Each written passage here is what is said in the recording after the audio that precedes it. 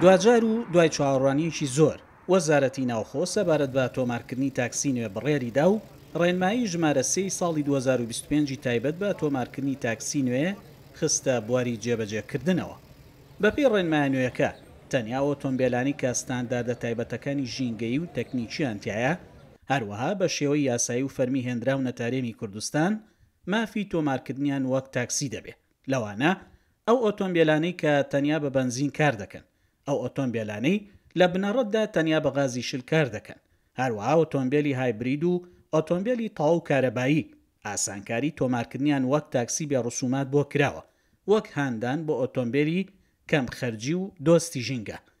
بەپێی ڕێنمایەکە هیچ ژمارەیەکی تاکسی لە سەراستی کوردستان زیاد نابێ، بەڵکو ئەو تاکسیانەی هەن خاوەنەکانیان دەتوانێت سوود لە تابلۆکانیان وەربگرن بۆ تاکسی مۆدێل نوێ کە ژمارەکاتی بن یان ئۆتۆمبیلی دوایین سێ مۆدێل تۆمارکراو بن و تاکسێ کۆنەکانیش بکرێنەوە ئۆتۆمبیلی تایبەت و تابلۆی تایبەتیان بێخەرجی دارایی پێدەدرێ.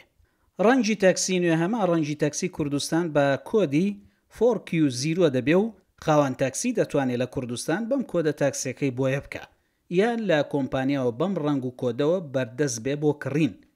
تاکسێ کۆنەکانیش بە گوێرەی خواستی خاوەنەکەی بۆیە دەکرێنەوە بە هەر ڕەنگێکی پەسەند کرا و جگە لە ڕەنگی تاکسی. وەزارەتی ناوخۆ دەژڵێ پێویستە ئۆتۆمبیلەکان تازە هاوردەکراو بن و پێوەرەکانی سەلامەتی تەکنیکی و ژینگەیان تێدا بێت کە لە ڕێنمایی هاوردەکردنی ئۆتۆمبیل ژمارە 7 ساڵی 2021 هەموارکراودا دیاری کراوە. تەنیا ئۆتۆمبیلەکانی 3 ساڵی مۆدێلی کۆتایی پەسەند کراون بۆ گۆڕین بۆ تاکسی. لە ڕێنمایە نوێکەدا بۆ ئۆتۆمبیلی هایبرد و تاو کارەبایی 74 جۆر و بۆ ئۆتۆمبیلی بنزین 89 جۆر وەک پاشکۆ دیاری کراون کە ڕێگە پێدراون بگۆڕدرێن بۆ تاکسی.